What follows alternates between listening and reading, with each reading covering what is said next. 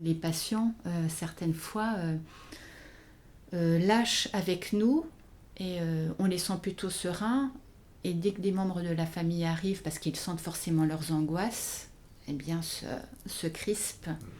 Et du coup, la prise en charge quand elle a été à un moment donné, on a réussi à trouver une porte d'entrée pour soulager les angoisses ou les inquiétudes du patient. Mais des fois, on recommence, et puis avec les familles aussi.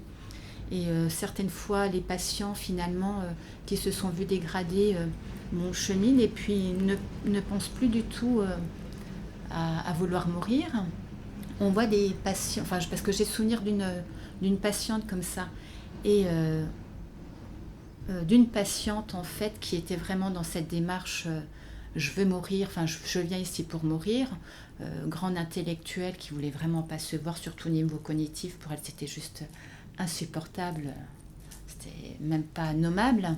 Et en fait, on s'est rendu compte qu'à un moment donné, elle a fait des allers-retours à la maison, elle a pu aussi profiter encore de son chez elle. Et on s'est rendu compte à un moment donné que pour elle, en fait, ça y est, elle était en soins pâles, elle savait qu'elle avait ses derniers instants à vivre, et elle était plutôt sereine, en fait. Alors, elle était lucide. Après, sur la fin, elle avait de grands flashs de lucidité, et puis après, moins de vigilance. C'était une alternance comme ça, mais elle était plutôt sereine.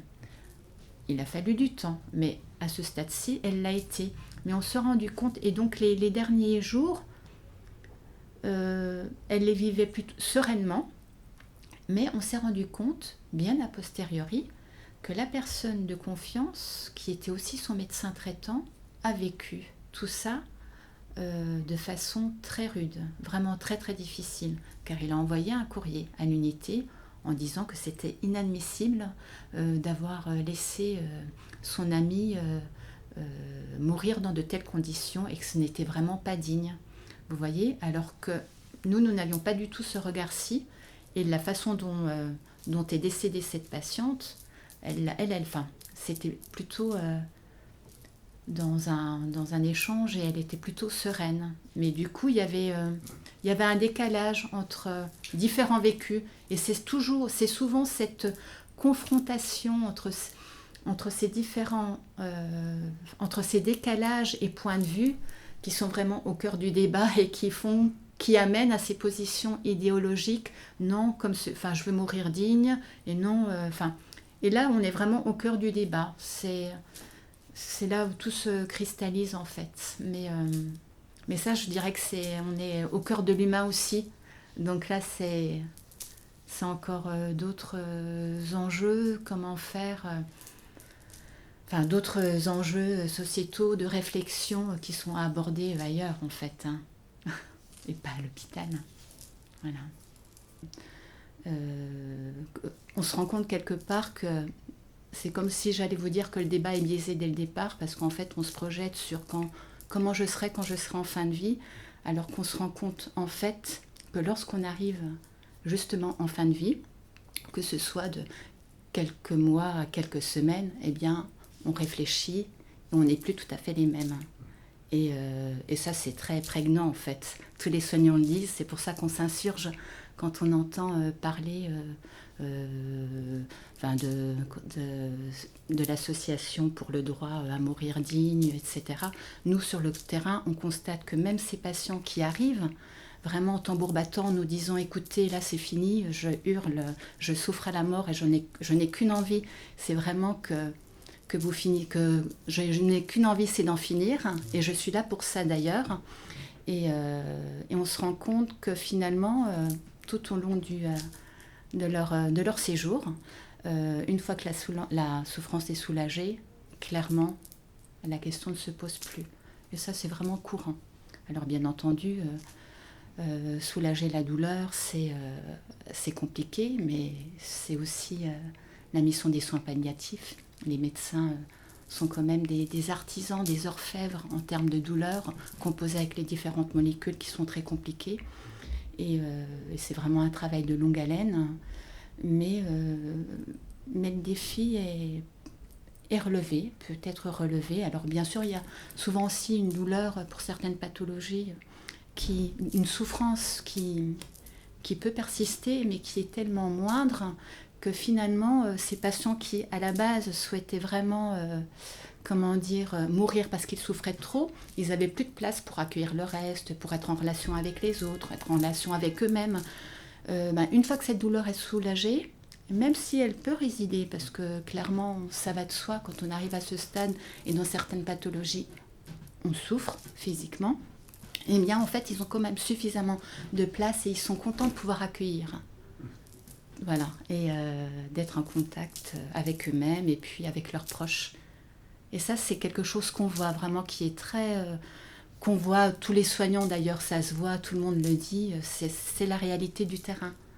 Donc c'est important de le témoigner, et ça, c'est des choses qui se vivent au quotidien, mais qui se vivent vraiment à ce moment-ci. Alors, ce qui est intéressant, c'est que, il y a deux choses là. Indépendamment des questions de douleur, il y a vraiment cette espèce de... C'est pas une contradiction, c'est une confusion peut-être. Une confusion, c'est-à-dire les directives anticipées. Il y a une idée là qui est intéressante. Il y a l'idée d'être autonome, de pouvoir, de ne pas se laisser instrumentaliser, de ne pas laisser les gens parler à votre place. Bon, c'est très bien, mais il y a une limite qui est que quand on écrit ces directives anticipées, a priori on va bien, on n'est pas malade, c'est un peu ce que vous dites, on n'en est pas. C'est très difficile quand même de se projeter au-delà de quelque chose d'un peu théorique qui serait je souffre atrocement, on ne peut pas me soulager, donc je veux mourir. Ça, personne ne peut être contre, hein. Enfin, je veux dire, bon. Sauf que c'est pas comme ça. Il y a tellement d'autres perspectives, il y a tellement d'autres possibilités il y a tellement d'autres exemples de fin de vie que c'est un peu insuffisant. Bon, alors ça, c'est une chose. Oui.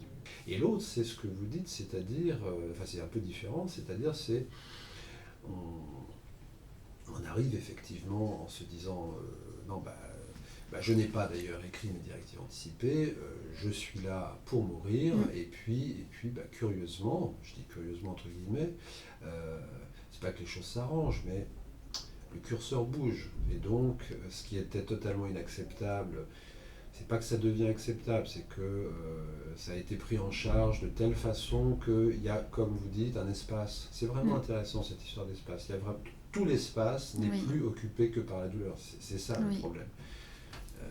Voilà. Donc pourquoi ne pas continuer à vivre un peu, hein? Oui, et en fait, ce qui est aussi important, c'est que c'est vraiment ce cheminement, parce qu'en fait, lorsque les patients arrivent dans notre unité de soins palliatifs, donc il y a ce que nous évoquions, la douleur, en sachant que donc là, il y a le douleur, il y a le patient avec sa souffrance, et puis il y a effectivement toutes les ramifications qu'on connaît, c'est-à-dire aborder les soins palliatifs bien avant pour que la douleur soit prise en charge et que le patient puisse tout à coup avoir une meilleure qualité de vie, puisque ça a été également... il y a eu des études pour ça qui ont montré que lorsque la prise en charge se faisait plus tôt, quasiment sans même exagérer, dès le diagnostic de cancer, où à un moment donné, on demandait aussi aux patients d'être suivis par l'unité de douleur, parce que les soins palliatifs, c'est aussi une unité de douleur. On a tendance à l'oublier. C'est pas un espace où on dépose son bagage pour le dernier voyage et puis bye bye, quoi, il n'y a plus rien à faire. Donc il y a vraiment tout ce travail. Donc effectivement, le patient, quand il arrive en soins palliatifs, il a en tête soins palliatifs, je souffre trop, il n'y a plus rien à faire. Souvent, il ne connaît pas les soins palliatifs. Et lorsqu'il arrive, pour lui, il y a vraiment une seule échappatoire, c'est la mort et qu'on en finisse. D'autant plus que lorsqu'il y a la souffrance, lorsqu'il y a la maladie aussi, et il y a, on en parle souvent, se voir dégradé, alors physiquement et puis psychiquement, et troubles cognitifs. Et ça, c'est très compliqué. Donc, c'est juste pas possible, on ne veut pas se voir comme ça. Et ce dont on se rend compte, c'est que au fur et à mesure de l'hospitalisation, c'est toujours des histoires singulières et des profils particuliers. Donc, à un moment donné, lorsque le physique ne suit plus, lorsque on a des œdèmes, lorsqu'il y a des tumeurs, enfin lorsque vraiment on ne se reconnaît plus dans l'image qu'on renvoie, et puis qu'on se rend compte qu'on a des pertes de mémoire qui sont liées à la pathologie également. Alors pareil, certaines fois, les antalgiques aussi ont beau dos, non, c'est dû aux antalgiques, c'est dû au morphinique, etc. C'est beaucoup trop fort, c'est un ensemble de choses en fait. Et en fait, oui, on se rend compte que finalement, au décours de la maladie, de l'hospitalisation en soins PAL, eux qui pensaient ne plus du tout supporter l'image, voilà, qu'ils voyaient d'eux-mêmes, bah, finalement, ils n'en parlent plus. Enfin, ou ils en parlent en nous disant, oui, vraiment, regardez comme je suis devenue. Mais en fait, le fait de vouloir mourir justement pour en finir avec... avec cette image que leur corps leur envoie, enfin, ils n'en parlent plus en fait. Et, et c'est souvent le cas.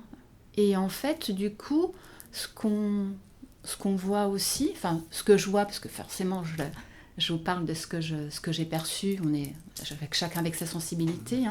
Ce qu'on perçoit aussi, c'est que dans ces changements subtils, parce qu'il faut savoir aussi qu'il y a beaucoup de... Forcément, ce n'est pas forcément dans les mots aussi, cette relation d'accompagnement et de relation entre patients, soignants et famille.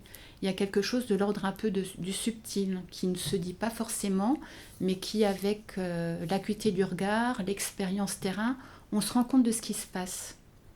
Alors, c'est peut-être difficile de l'extérieur de le comprendre, mais un peu, c'est les histoires de vie et les relations humaines, surtout à cet instant précis.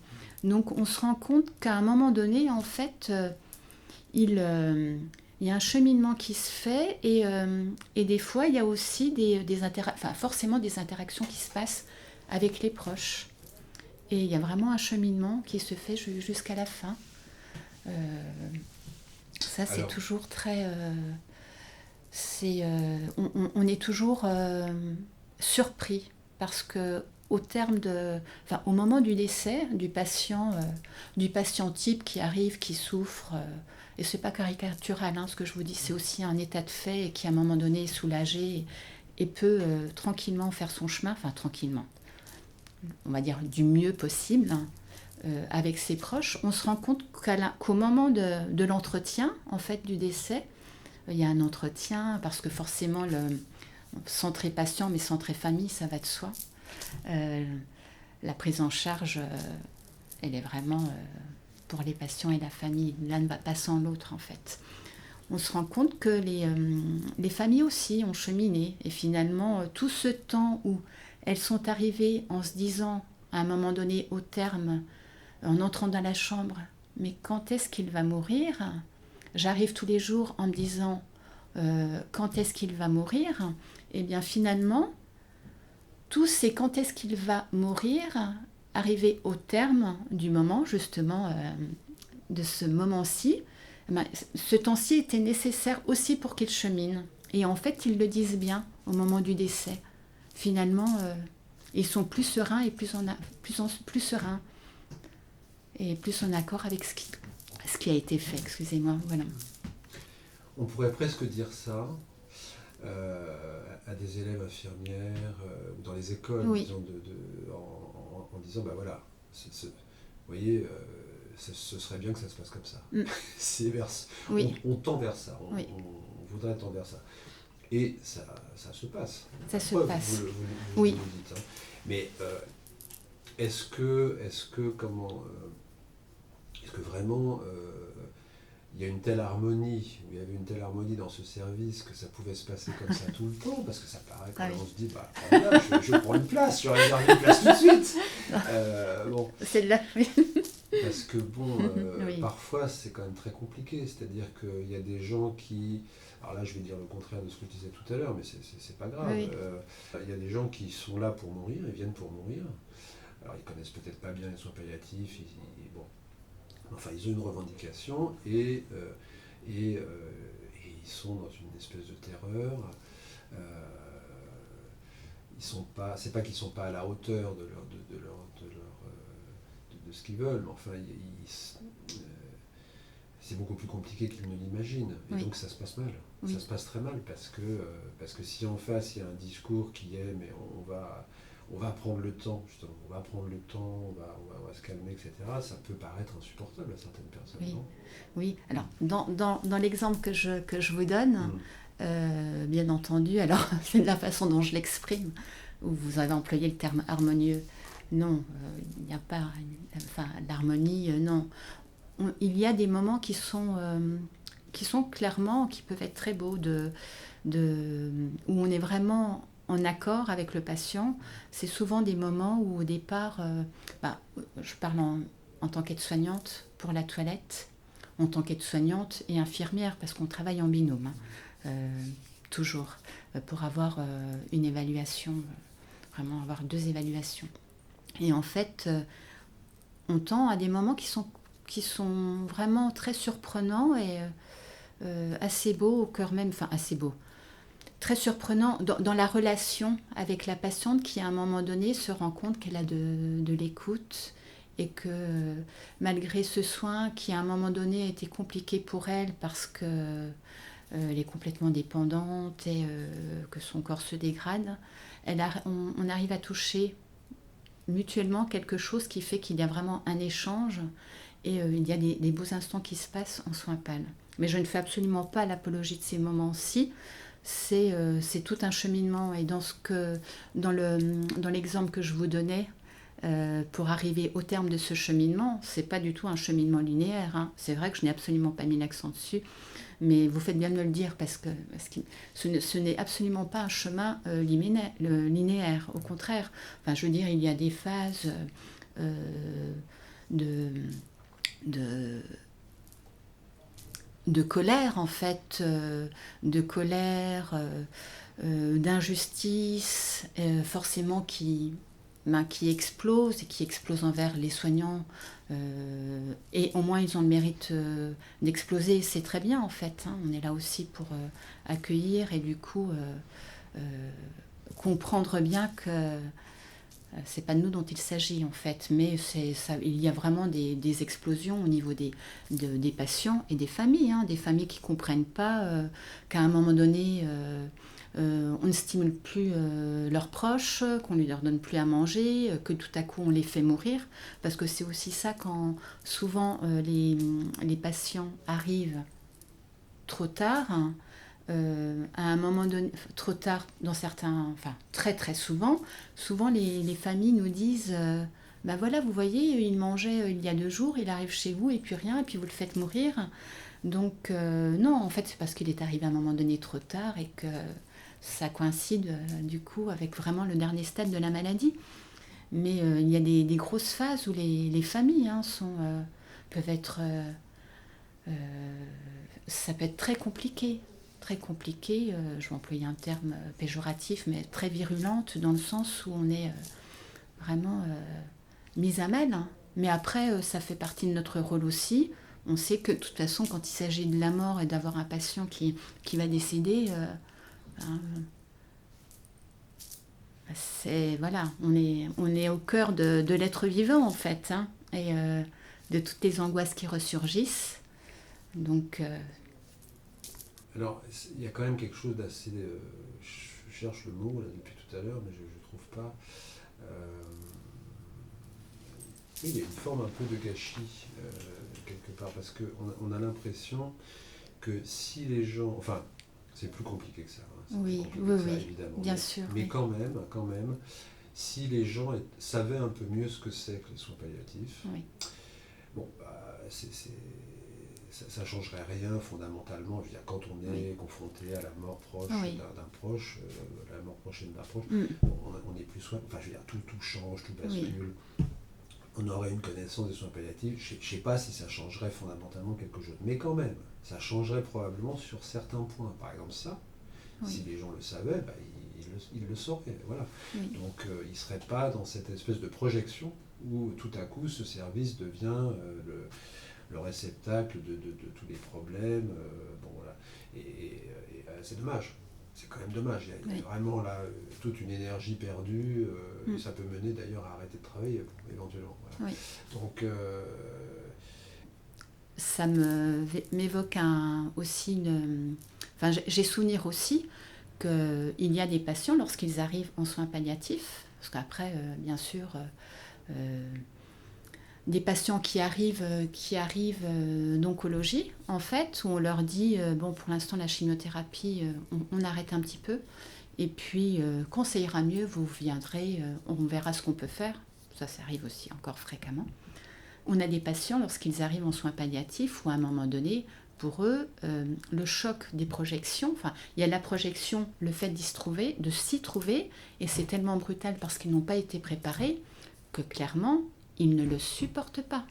L'image que leur envoient les soins palliatifs, après on est dans des petites unités, forcément, avec des salons des familles. Donc lorsqu'il y a des décès, ils voient les familles pleurer. Donc c'est beaucoup trop fort, ce miroir-ci qui fait que moi aussi je vais mourir.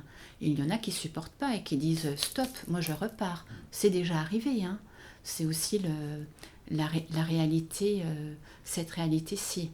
Donc, concernant les soins palliatifs pour les patients qui sont pris en charge, de fait, dès qu'il y a même l'annonce du cancer, à un moment donné, proposer aux patients, lorsqu'on voit que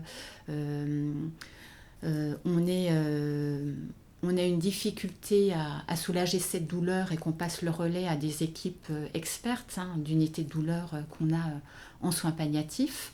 Donc il faudrait passer le relais beaucoup plus vite et puis dire aux patients aussi, voilà, leur expliquer dans ce contexte-ci le relais, l'émission des soins palliatifs, parce que soins palliatifs c'est un mot en fait, même ce terme en fait, je ne l'aime pas parce que déjà c'est un terme par défaut, donc que voulez-vous faire, comment nommer et finalement s'incarner dans un terme, par défaut, je ne suis pas en soins palliatifs, je suis dans une unité de soins et qui a cette spécificité-ci de m'accompagner jusqu'à la fin de mes jours. Mais déjà dans le mot, dans le verbe, si on pouvait enlever palliatif, je trouve que ça rendrait quand même... la donne serait différente, clairement. Et puis, voilà, il y a tout ce travail en amont à faire qui est très important. Et puis, comme c'est de toute façon sont des questions de société concernant la mort, même tout petit, par des histoires, dès l'école, l'école maternelle, en primaire, voilà, dans l'éducation aussi scolaire, en parler en fait, c'est vraiment un ensemble de choses. Il faut en parler puisque c'est tabou, donc en fait... ce n'est pas propre au domaine de l'hospitalier, en fait. C'est ça qui est dommage. Tout à fait. Alors justement, c'est une bonne transition pour parler de ce travail de transmission que vous faites maintenant là, sur des récits de vie, sur comment vous voyez ça par rapport... Parce que il y a vraiment un lien, il y a vraiment un lien. Là, on est vraiment dans l'idée de laisser quelque chose. Oui. Alors pas seulement de laisser quelque chose, de raconter une histoire, de reprendre... je vous laisse le raconter. D'accord. Mais comment ça s'est opéré ? Au moment de la toilette, en fait, je me rendais compte que les patients aimaient se raconter, et quand ils se racontaient, en fait, il y avait tout un espace là qui leur faisait du bien et qu'ils oubliaient vraiment tout.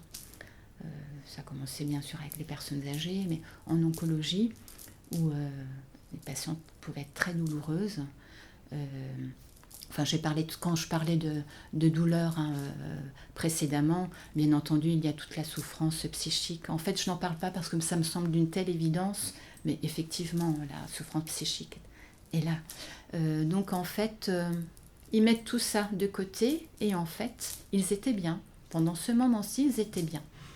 Et je me suis dit, tiens, comme j'étais toujours très sensible aux mots, aux verbes, je me suis dit, tiens, il y a des choses à faire là, à recueillir. Et donc, en fait, moi, j'ai cheminé parce que c'est un projet qui remonte à plus de 14 ans.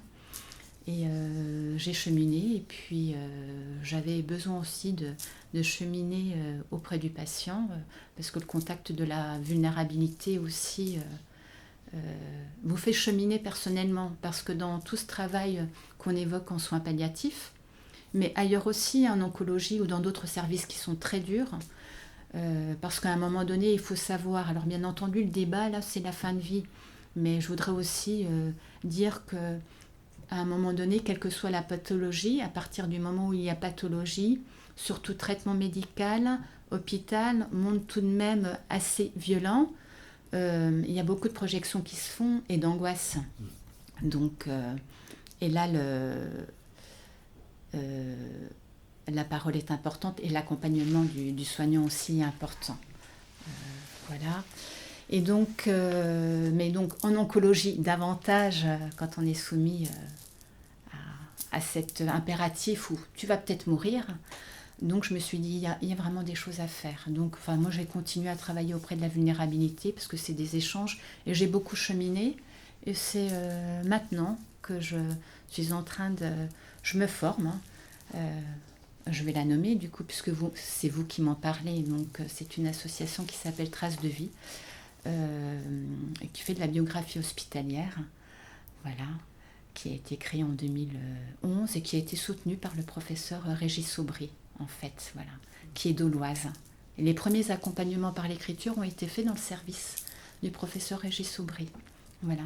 Et donc, en fait, je me suis dit, après toutes ces expériences terrain de soignante, où d'autant plus je me rendais compte que la parole était importante et qu'il y a des espaces différents et pour le soignant et aussi pour l'écoute dans l'objectif d'une transmission, parce que là aussi on parle de transmission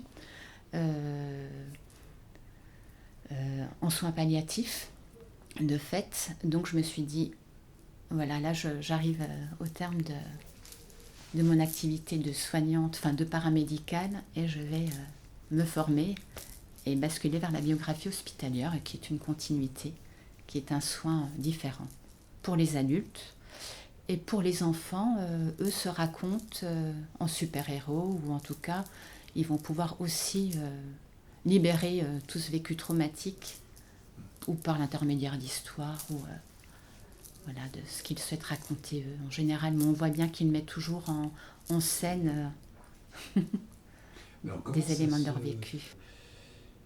Ça fait l'objet d'un travail écrit, ça fait l'objet d'enregistrement d'entretien.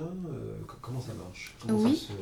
Oui, en fait, ça fait l'objet, en fait, il y a une charte déontologique. Au départ, on l'avait nommée éthique, mais comme on parle beaucoup d'éthique, revenons aussi à la base, une charte déontologique avec le patient qu'il signe. Ce sont des enregistrements en fait, ce sont des séances qui sont faites, il y a un certain nombre de séances et c'est de la transcription brute de la parole. On se situe dans cette biographie-ci hospitalière, c'est-à-dire que ce n'est pas une biographie auprès d'une personne qui a le temps, où on a tout le temps. Là on se situe vraiment dans une transcription de la parole telle qu'elle est. Et puis, au terme de ces séances, de cet accompagnement, en fait, il y a la production d'un écrit, donc d'un livre, qui sera remis au patient, à la fin au destinataire, parce qu'en fait, le patient, en fait, comme c'est dans le cadre d'une transmission, il nous donne ses destinataires, et qui sera remis en tant d'exemplaire. D'accord. Oui. Il y a 2 associations. Alors je vais aussi parler de l'association Passeurs de mots, parce qu'elle est aussi à l'origine de la biographie hospitalière, voilà, qui, elle, est à Chartres et qui a eu aussi le soutien du directeur de Chartres. Il y a une vision aussi... les soins palliatifs, ce n'est pas une vision idyllique du soin, hein, c'est la réalité du terrain. Avec des soignants aussi qui peuvent être en sous-effectif, et puis après avec des histoires de vie, hein, c'est aussi des fois des mondes parallèles qui s'affrontent qui peuvent aussi s'affronter parce que il y a les histoires de vie des familles avec l'injonction de la mort, tous les enjeux qui se passent dans une famille et qui ressurgissent au moment de la mort et qui peuvent être des enjeux personnels ou interrelationnels très très forts. Donc ce n'est pas non plus forcément... c'est pas, je veux pas non plus on ait une vision idyllique.